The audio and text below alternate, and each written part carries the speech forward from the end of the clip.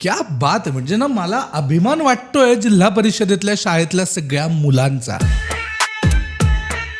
Swag Marathi. Sidhu आहेच तुमच्या सोबत स्वॅग मराठी हा आपला शो सुरू आहे. आणि शनिवारी ना मी दुपारी एका जिल्हा परिषद शाळेच्या बाहेर गेलो होतो आणि तिथे काही मुलांचा गणिताचा तास सुरू होता आणि त्यांचा विषय सुरू होता संख्या वाचन. आपण लहान असताना बघितलं बघा की एकक, दशक, शतक, हजार, दशहजार आणि इथपर्यंतच माहिती असेल खास करून 2000 किंवा 90-99 सालचे जे मुलं आहेत त्यांना. पण त्या मुलांना जे आता 5वी 6वीत आहेत त्यांना सगळ्याच गोष्टी माहिती येतो. म्हणजे सुरुवात होते एकक, दशक, शतक, हजार, दशहजार, लक्ष, दशलक्ष, कोटी, दशकोटी, अब्ज, दशअब्ज, खर्व, निखर्व, पद्म, महापद्म, शंखू, जलाधी शंखू, अंत्या, मध्या, पारद, महापारद, धून, महाधून आणि मग शेवट होतो अशोहिनी. म्हणजे एकच्या पुढे जितके शून्य तुम्ही वाढवत जाल तितके त्याचे एकक, दशक, शतक, हजार, दशहजार होत जातात आणि याचा शेवट अशोहिनी. आणि अशोहिनीच्या पुढे सुद्धा बऱ्याच गोष्टी असतील पण तिथपर्यंत अजून पोहोचलेले नाहीयेत आपण सगळे. हीच तर मराठीची खासियत आहे की हे जे शब्द आहेत एकक, दशक,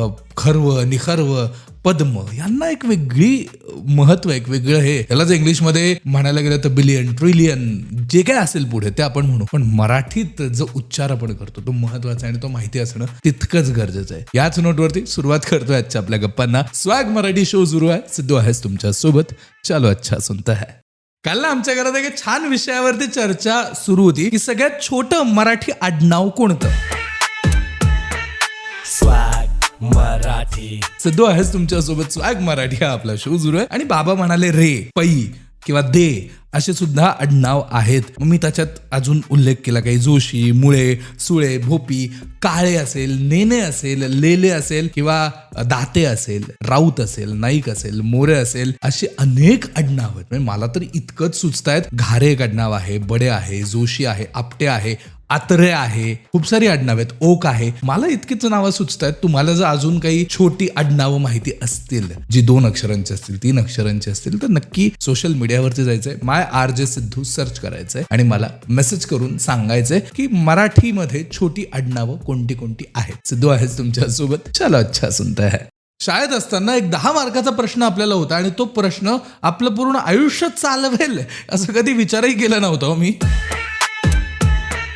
स्वॅग मराठी. सिद्धू आहेस तुमच्यासोबत. स्वॅग मराठी हा आपला शो सुरू करतोय. जितकी मराठी माणसं मला आता ऐकतात ना त्यांना माहिती असेल शाळेत आपल्याला एक प्रश्न होता, संदर्भासहित स्पष्टीकरण द्या. मला आत्ता पश्चाताप होतोय की का मी त्या प्रश्नाची नीट प्रॅक्टिस केली नाही किंवा का मी त्या प्रश्नाचं उत्तर नीट लिहिलं नाही. कारण आता आयुष्यात मला सगळ्याच गोष्टीला संदर्भासहित स्पष्टीकरण द्यावं लागतं. म्हणजे एखादं काम का झालं नाही याच्यासाठी मला बॉसला संदर्भासहित स्पष्टीकरण द्यावं लागतं. मला या ठिकाणी जायला उशीर का झालं याचं मला गर्लफ्रेंडला संदर्भासहित स्पष्टीकरण द्यावं लागतं. प्रत्येक गोष्टीत आयुष्य एखादा संदर्भ काढतो आणि मला त्याचं स्पष्टीकरण कुणाला ना कुणाला तरी देत बसावं लागतं. एवढं कंट्रोलेबल हा प्रश्न असेल असं कधी वाटलंच नव्हतं. असो, पण याच संदर्भाची स्पष्टीकरणासह मजा घेत आयुष्य असंच जगत राहूयात आणि मराठी विषयी अशाच वेगवेगळ्या गोष्टी ऐकत राहूयात इथेच MyFM वर स्वॅग मराठीमध्ये. माझं म्हणजे सिद्धू सोबत. चलो अच्छा सुनता है.